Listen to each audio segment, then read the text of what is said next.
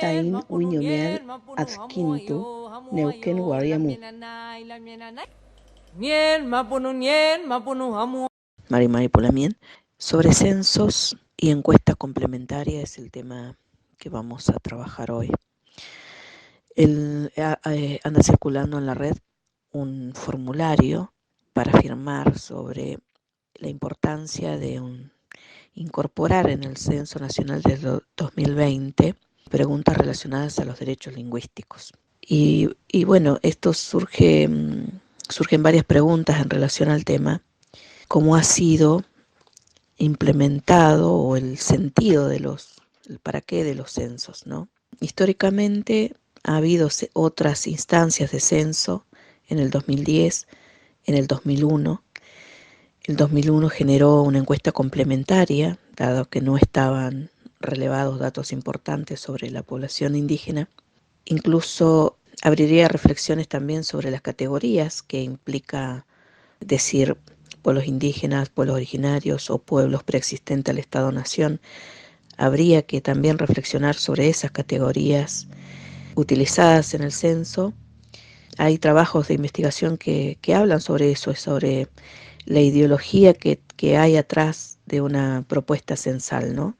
Uno de los primeros censos que hay hacia las poblaciones indígenas es un censo militar, ¿sí? Esa es una de las los primeros censos que hay. Y después, en el caso de el primer censo fue realizado en 1869 y fue realizado por militares. Entonces ahí la importancia para esta propuesta censal era ver cuántas lanzas habían activas. Otro censo sobre el cual recuperé información es el censo de 1895. Entonces ahí lo que se recupera es cuáles eran las formas de nombrar en lo social y si había una intención atrás de esas formas de nombrar y cómo aparecen luego nombrados en las estadísticas que hablan sobre estas poblaciones originarias sobrevivientes. En 1895 todavía se estaba dando un proceso de corrimiento hacia los pueblos preexistentes al Estado-Nación, este corrimiento, genocidio. Y bueno, en este trabajo de Gabriela Nakach, ya lo que recupera es que hay esa intencionalidad en estas formas de nombrar. Por ejemplo, sobre las ocupaciones, un censo en el territorio de Neuquén sobre las ocupaciones, se habla de cautivos peones, o se habla de cuántos se dedican a recoger piñones, o cuántas personas se dedican a pasar la vida. Son tres categorías que se utilizan dentro de la encuesta que se hace en ese momento histórico. Después también hay otras formas de identificar. Una pregunta que dice, bueno, ¿en qué territorio usted ha nacido? Y las respuestas que pone el censista, que no sabemos si es lo que dice quien responde la pregunta, ¿no? La respuesta del censista es, a la pregunta ¿en qué territorio ha nacido? Es en territorio indígena. Ah, dice, ¿usted es indígena? La otra pregunta que surgiría, ¿no? ¿Usted es indígena chileno o indígena argentino? Y sobre eso, sobre esa información que está en los registros censales, después se elaboran informes. Por ejemplo, en estas conclusiones no se recuperan esos usos sociales que utiliza el censista o que utiliza el Estado, quien hace este registro censal, sino que se coloca así como una conclusión más homogénea, donde dice, bueno, en este censo nos da un porcentaje de población india. Y quienes no usan esa categoría de decir pertenezco a pertenezco o soy indígena, te aparece otra categoría de un tal porcentaje de población se reconoce como mestiza. Y en esto hay una ideología ahí que trasciende en esto de después establecer cuadros comparativos de cómo ha ido disminuyendo la población indígena y ese reconocimiento indígena, en desmarcar o borrar también en el informe hay una tendencia una intencionalidad en la forma de escribir el informe, donde se habla de la disminución y el borramiento de las identidades indígenas en la historia nacional y toda esta forma de cómo se van elaborando los informes. El otro censo que abre también un debate, y ya hay documentos elaborados por comunidades indígenas, organizaciones indígenas, colectivos indígenas, colectivos de pueblos originarios, colectivos de pueblos preexistentes, es el censo del 2001. El censo del 2001 coloca dentro de las preguntas más importantes es el reconocimiento, aunque sea de una persona dentro de la familia, que se autorreconozca como perteneciente a un pueblo indígena. Y este censo nos permite simplemente eso, saber que hay un reconocimiento dentro de la encuesta de hogares de una persona que se reconozca como perteneciente a un pueblo indígena. No indaga más que eso. Entonces, buscando los informes en relación a esa pregunta, encontramos nosotros que hay elaborados 3 mapas, ¿no? Uno de esos mapas habla sobre el porcentaje de reconocimiento en distintas regiones, se divide el país en regiones, Cuyo, Noreste, Patagonia, Noroeste, la región Pampeana y el Gran Buenos Aires. Y es en la región que menos reconocimiento hay, es en la región de Cuyo. Y en la región que más reconocimiento hay de pertenencia es en el Gran Buenos Aires, ¿sí? Con respecto, después se hace otra estadística que también es interesante, que habla del reconocimiento en los departamentos que hay en el país. Y en este sentido, bueno, hay 3 provincias, Jujuy, Neuquén y Río Negro, donde hay departamentos que hay un mayor reconocimiento de pertenencia a un pueblo indígena. El departamento Neuquén, en la provincia de Neuquén, el departamento que mayor reconocimiento tiene es el departamento Catanlil. Si nosotros indagamos sobre la información que nos dan las propias organizaciones mapuche en relación a Neuquén, el departamento Catanlil pertenece a una zonal en la que está compuesta por 3 departamentos. Y en esos 3 departamentos es donde está la mayor concentración de comunidades organizadas, reconocidas, con persona jurídica, y una de las zonales más activas dentro de la Confederación Mapuche en Neuquén. Y es también donde hay mayor concentración de población mapuche en centros urbanos. El censo del 2001 no da más que esa información, por lo que aparece una búsqueda de otra información en relación a los censos. Aparece una encuesta complementaria. En esta encuesta, en términos generales, se establecen 2 criterios. Uno, la autoidentificación, y en esa autoidentificación se profundizan con algunas preguntas más, ¿no? ¿A qué pueblo perteneceríamos? ¿Cómo es el uso de la lengua? El tema de si existe una lengua materna en uso. Y la otra categoría es la ascendencia de primera generación con respecto a si somos originarios de un pueblo indígena o no, ascendemos de un pueblo indígena. Esos serían los 2 criterios más importantes. Esta encuesta complementaria también tiene otras preguntas más, por ejemplo, ¿cuántos según sexo hablan un idioma perteneciente a los pueblos indígenas, esta lengua materna? ¿Y cuántos han migrado? ¿Cuál es la situación conyugal? ¿Cómo es la situación de salud, previsión social, la característica educativa? Esta encuesta complementaria tiene mucho más información. Lo que no hay una sistematización, no hay un informe para poder analizar las categorías o cómo se está utilizando esta información censal o para qué el sentido.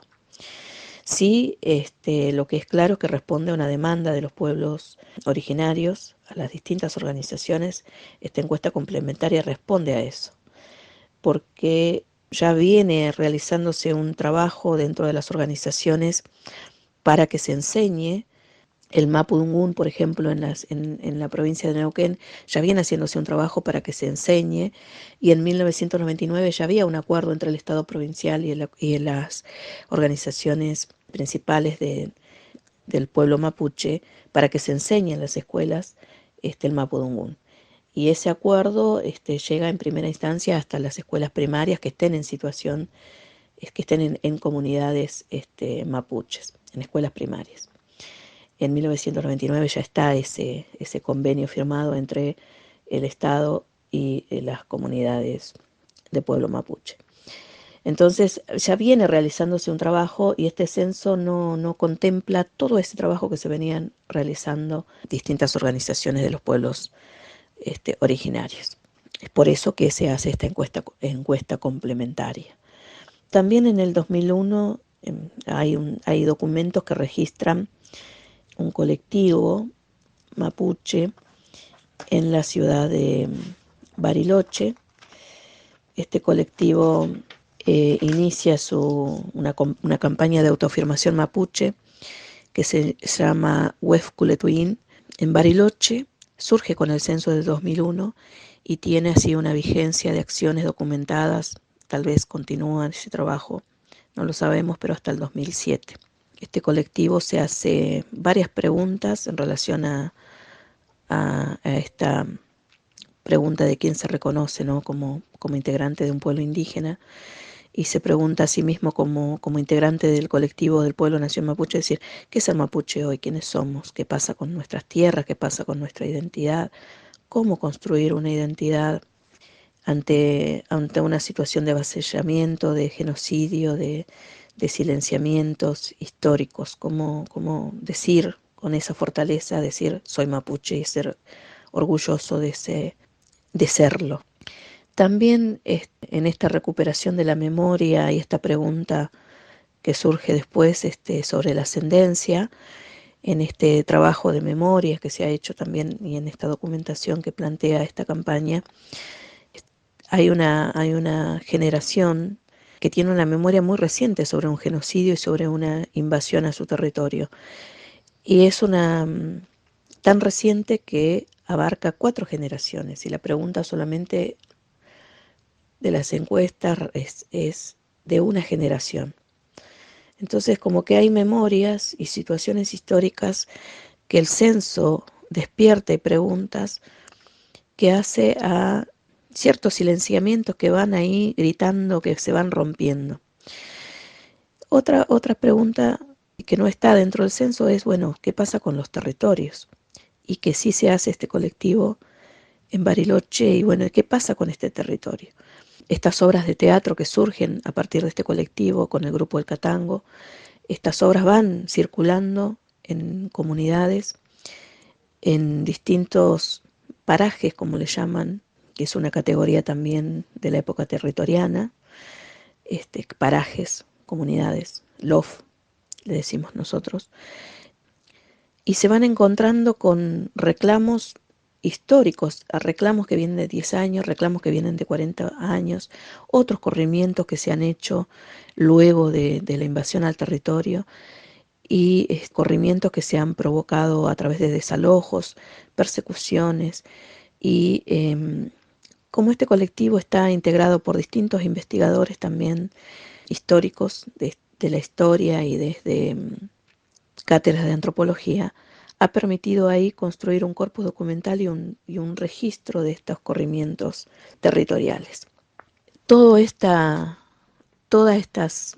situaciones mapuches ha construido en la memoria del pueblo mapuche la incorporación de esta pregunta en el año del 2001 del autorreconocimiento, y luego esta encuesta complementaria que viene a preguntar con respecto a cuánta población mapuche indígena habla o entiende la lengua indígena o hace uso de su lengua materna.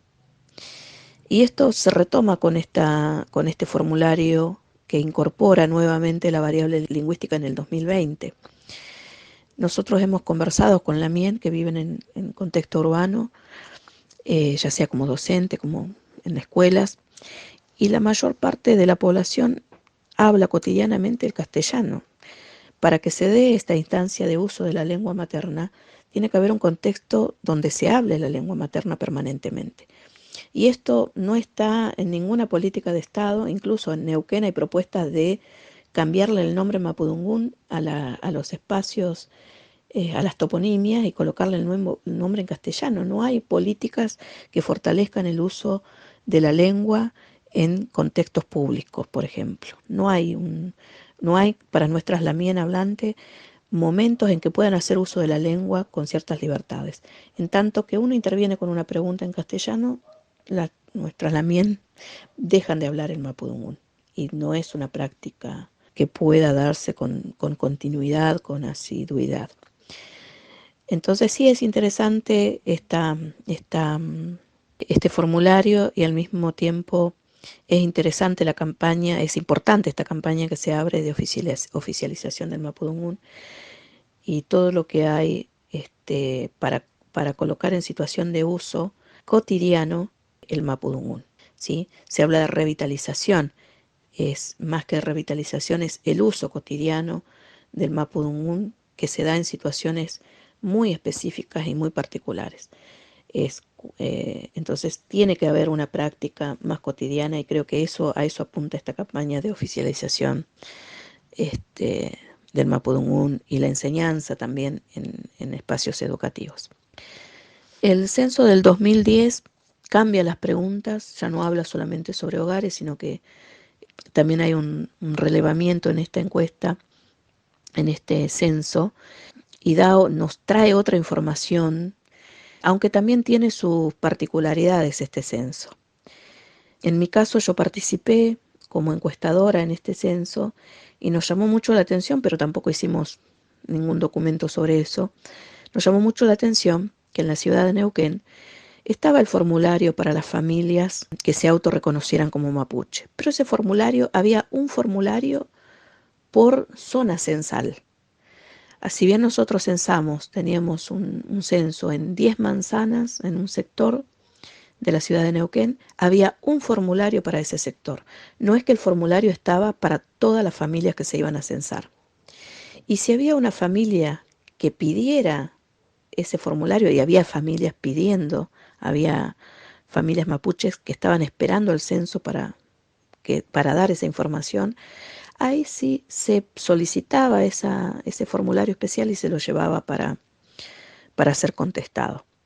El censo del 2010 nos da una información muy interesante para la provincia de Neuquén, que es que convivimos con otros pueblos originarios en la provincia de Neuquén. No solamente la presencia del pueblo mapuche, sino que también nos da datos sobre reconocimientos de población tehuelche, coya, quechua, aymara, diaguita, calchaquí, guaraní, toba, huichí, viviendo en la ciudad de Neuquén, en las ciudades de Neuquén y en la provincia de Neuquén.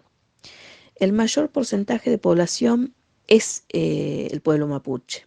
De todo este colectivo que nombré, el 91.4% de la población es mapuche, y el 1.7% es tehuelche, y el 1% se autorreconoce perteneciente al pueblo coya.